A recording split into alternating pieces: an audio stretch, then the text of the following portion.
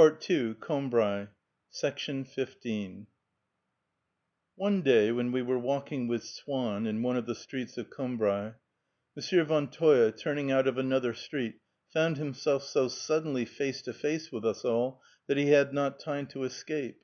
and Swann, with that almost arrogant charity of a man of the world who, amid the dissolution of all his own moral prejudices, finds in another's shame merely a reason for treating him with a friendly benevolence, the outward signs of which serve to enhance and gratify the self-esteem of the bestower, because he feels that they are all the more precious to him upon whom they are bestowed, conversed at great length with M. von Toye, with whom for a long time he had been barely on speaking terms, and invited him, before leaving us, to send his daughter over one day to play at Tansonville. It was an invitation which, 2 years earlier, would have enraged M. von Toye, but which now filled him with so much gratitude that he felt himself obliged to refrain from the indiscretion of accepting.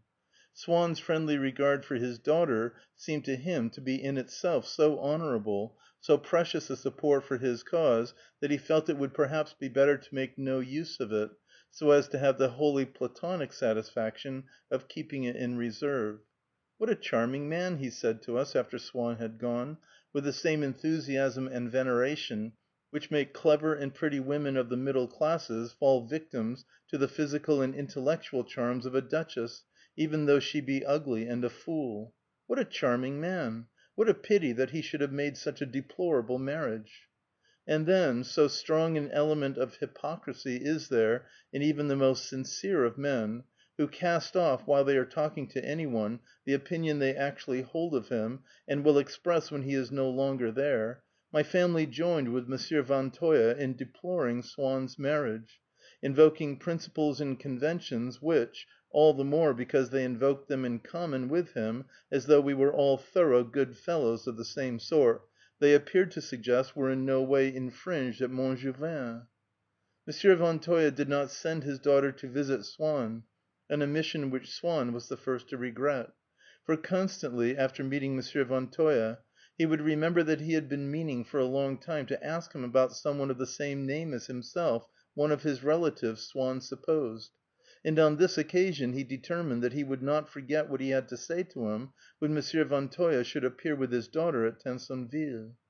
Since the Méséglise way was the shorter of the two that we used to take for our walks round Combray, and for that reason was reserved for days of uncertain weather, it followed that the climate of Méséglise showed an unduly high rainfall, and we would never lose sight of the fringe of Roussainville Wood, so that we could at any moment run for shelter beneath its dense thatch of leaves. Often the sun would disappear behind a cloud which impinged on its roundness, but whose edge the sun gilded in return. The brightness, though not the light of day, would then be shut off from a landscape in which all life appeared to be suspended, while the little village of Roussainville carved in relief upon the sky the white mass of its gables, with a startling precision of detail. A gust of wind blew from its perch a rook, which floated away and settled in the distance, while beneath a paling sky the woods on the horizon assumed a deeper tone of blue, as though they were painted in one of those cameos which you still find decorating the walls of old houses. But on other days would begin to fall the rain, of which we had had due warning from the little barometer figure which the spectacle maker hung out in his doorway. It drops, like migrating birds which fly off in a body at a given moment, would come down out of the sky in close marching order. They would never drift apart, would make no movement at random in their rapid course, but each one, keeping in its place, would draw after it the drop which was following, and the sky would be as greatly darkened as by the swallows flying south. We would take refuge among the trees, and when it seemed that their flight was accomplished, a few last drops, feebler and slower than the rest, would still come down. But we would emerge from our shelter, for the rain was playing a game now among the branches, and, even when it was almost dry again underfoot, a stray drop or two, lingering in the hollow of a leaf, would run down and hang glistening from the point of it, until suddenly it splashed plump upon our upturned faces from the whole height of the tree. Often, too, we would hurry for shelter, tumbling in among all its stony saints and patriarchs into the porch of Saint André des Champs. How typically French that church was! Over its door the saints, the kings of chivalry, with lilies in their hands, the wedding scenes and funerals were carved as they might have been in the mind of Françoise. The sculptor had also recorded certain anecdotes of Aristotle and Virgil. Precisely as Françoise in her kitchen would break into speech about St. Louis as though she herself had known him, generally in order to depreciate, by contrast with him, my grandparents, whom she considered less righteous. One could see that the ideas which the medieval artist and the medieval peasant, who had survived to cook for us in the 19th century, had of classical and of early Christian history, ideas whose inaccuracy was atoned for by their honest simplicity, were derived not from books, but from a tradition at once ancient and direct, unbroken, oral, degraded, unrecognizable, and alive. Another Combray person whom I could discern also, potential and typified, in the Gothic sculptures of St. André de Champs, was young Theodore, the assistant in Camus's shop. And indeed Françoise herself was well aware that she had in him a countryman and contemporary; for when my aunt was too ill for Françoise to be able, unaided, to lift her in her bed or to carry her to her chair, rather than let the kitchen maid come upstairs and, perhaps, make an impression on my aunt, she would send out for Theodore. And this lad, who was regarded, and quite rightly, in the town as a bad character, was so abounding in that spirit which had served to decorate the porch of St. André de Champs, and particularly in the feelings of respect due, in François's eyes, to all poor invalids, and above all to her own poor mistress, that he had, when he bent down to raise my aunt's head from her pillow, the same air of pre-Raphaelite simplicity and zeal which the little angels in the bas reliefs wear, who throng, with tapers in their hands, about the death‐bed of Our Lady, as though those carved faces of stone, naked and gray like trees in winter, were, like them, asleep only, storing up life and waiting to flower again in countless plebeian faces, reverend and cunning as the face of Theodore, and glowing with the ruddy brilliance of ripe apples. There, too, not fastened to the wall like the little angels, but detached from the porch, of more than human stature, erect upon her pedestal as upon a footstool, which had been placed there to save her feet from contact with the wet ground, stood a saint with the full cheeks, the firm breasts which swelled out inside her draperies like a cluster of ripe grapes inside a bag, the narrow forehead, short and stubborn nose, deep-set eyes, and strong, thick-skinned, courageous expression of the country women of those parts. This similarity, which imparted to the statue itself a kindliness that I had not looked to find in it, was corroborated often by the arrival of some girl from the fields, come, like ourselves, for shelter beneath the porch, whose presence there, as when the leaves of a climbing plant have grown up beside leaves carved in stone, seemed intended by fate to allow us, by confronting it with its type in nature, to form a critical estimate of the truth of the work of art. Before our eyes, in the distance, a promised or an accursed land, Roussainville, within whose walls I had never penetrated. Roussainville was now, when the rain had ceased for us, still being chastised, like a village in the Old Testament, by all the innumerable spears and arrows of the storm, which beat down obliquely upon the dwellings of its inhabitants, or else had received the forgiveness of the Almighty, who had restored to it the light of His sun, which fell upon it in rays of uneven length, like the rays of a monstrance upon an altar. Sometimes, when the weather had completely broken, we were obliged to go home and to remain shut up indoors. Here and there, in the distance, in a landscape which, what with the failing light and saturated atmosphere, resembled a seascape rather, a few solitary houses clinging to the lower slopes of a hill, whose heights were buried in a cloudy darkness, shone out like little boats which had folded their sails and would ride at anchor all night upon the sea.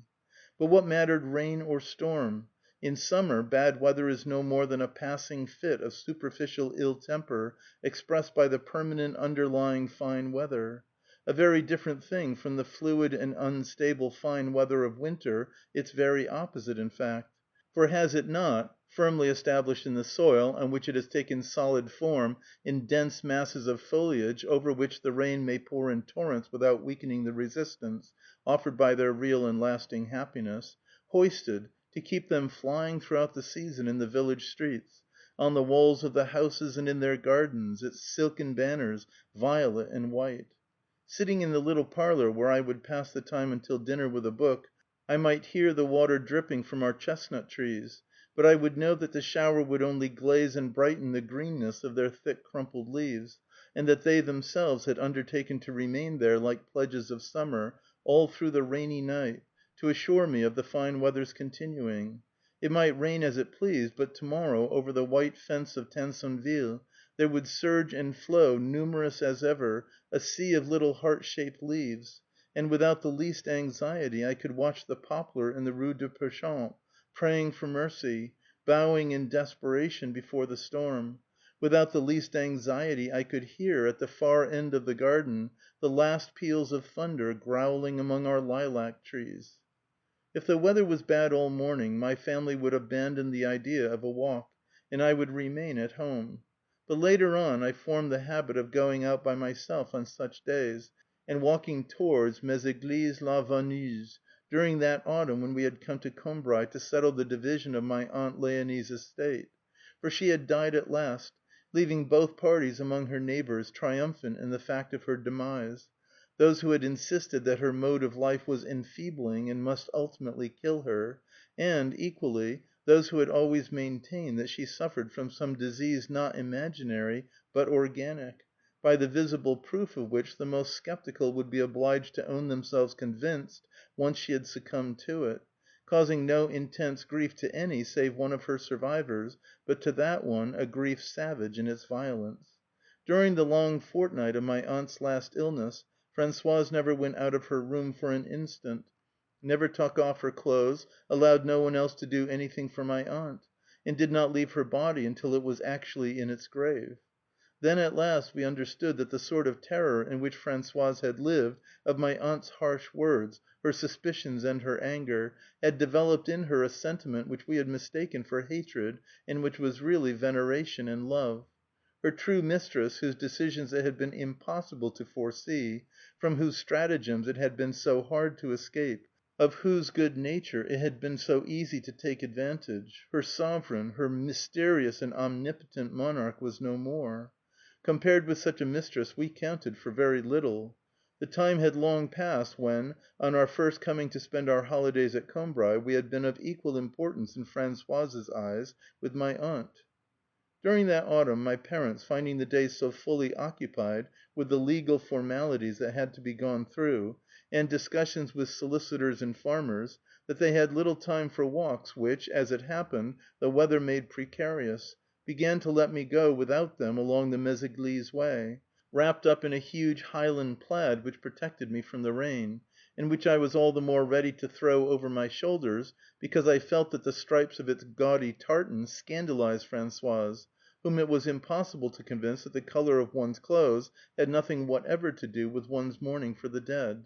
and to whom the grief which we had shown on my aunt's death was wholly unsatisfactory, since we had not entertained the neighbors to a great funeral banquet, and did not adopt a special tone when we spoke of her, while I at times might be heard humming a tune. I am sure that in a book, and to that extent my feelings were closely akin to those of Françoise, such a conception of mourning, in the manner of the Chanson de Roland and of the Porte of Saint André des Champs, might have seemed most attractive. But the moment that Françoise herself approached, some evil spirit would urge me to attempt to make her angry, and I would avail myself of the slightest pretext to say to her that I regretted my aunt's death because she had been a good woman in spite of her absurdities, but not in the least because she was my aunt, that she might easily have been my aunt and yet have been so odious that her death would not have caused me a moment's sorrow, statements which in a book would have struck me as merely fatuous. And if Françoise then, inspired like a poet with a flood of confused reflections upon bereavement, grief, and family memories, were to plead her inability to rebut my theories, saying, "I don't know how to express myself," I would triumph over her with an ironical and brutal common sense worthy of Dr. Percipide. And if she went on all the same, she was a geological relation, there is always the respect due to your geology, I would shrug my shoulders and say, "It is really very good of me to discuss the matter with an illiterate old woman who cannot speak her own language." adopting, to deliver judgment on Françoise, the mean and narrow outlook of the pedant, whom those who are most contemptuous of him, in the impartiality of their own minds, are only too prone to copy when they are obliged to play a part upon the vulgar stage of life. My walks that autumn were all the more delightful, because I used to take them after long hours spent over a book. When I was afraid of reading after a whole morning in the house, I would throw my plaid across my shoulders and set out. My body, which in a long spell of enforced immobility had stored up an accumulation of vital energy, was now obliged, like a spinning top wound and let go, to spend this in every direction. The walls of houses, the Tansonville hedge, the trees of Roussainville wood, the bushes against which Montgevin leaned its back, all must bear the blows of my walking stick or umbrella, must hear my shouts of happiness, blows and shouts being indeed no more than expressions of the confused ideas which exhilarated me, and which, not being developed to the point at which they might rest exposed to the light of day, rather than submit to a slow and difficult course of elucidation, found it easier and more pleasant to drift into an immediate outlet. And so it is that the bulk of what appear to be the emotional renderings of our inmost sensations do no more than relieve us of the burden of those sensations by allowing them to escape from us in an indistinct form, which does not teach us how it should be interpreted. When I attempt to reckon up all that I owe to the Méséglise way, all the humble discoveries of which it was either the accidental setting or the direct inspiration and cause, I am reminded that it was in that same autumn, on one of those walks, near the bushy precipice which guarded Montgevin from the rear, that I was struck for the first time by this lack of harmony between our impressions and their normal forms of expression. After an hour of rain and wind, against which I had put up a brisk fight as I came to the edge of the Montgevin pond, and reached a little hut roofed with tiles, in which M. Von Toya's gardener kept his tools, the sun shone out again, and its golden rays, washed clean by the shower, blazed once more in the sky, on the trees, on the wall of the hut, and on the still wet tiles of the roof, which had a chicken perching upon its ridge. The wind pulled out sideways the wild grass that grew in the wall, and the chicken's downy feathers, both of which things let themselves float upon the wind's breath to their full extent, with the unresisting submissiveness of light and lifeless matter. The tiled roof cast upon the pond, whose reflections were now clear again in the sunlight, a square of pink marble, the like of which I had never observed before, and, seeing upon the water, where it reflected the wall, a pallid smile responding to the smiling sky, I cried aloud in my enthusiasm, brandishing my furled umbrella, "Damn, damn, damn, damn!" But at the same time I felt that I was in duty bound not to content myself with these unilluminating words, but to endeavour to see more clearly into the sources of my enjoyment. End of Part II, Section 15.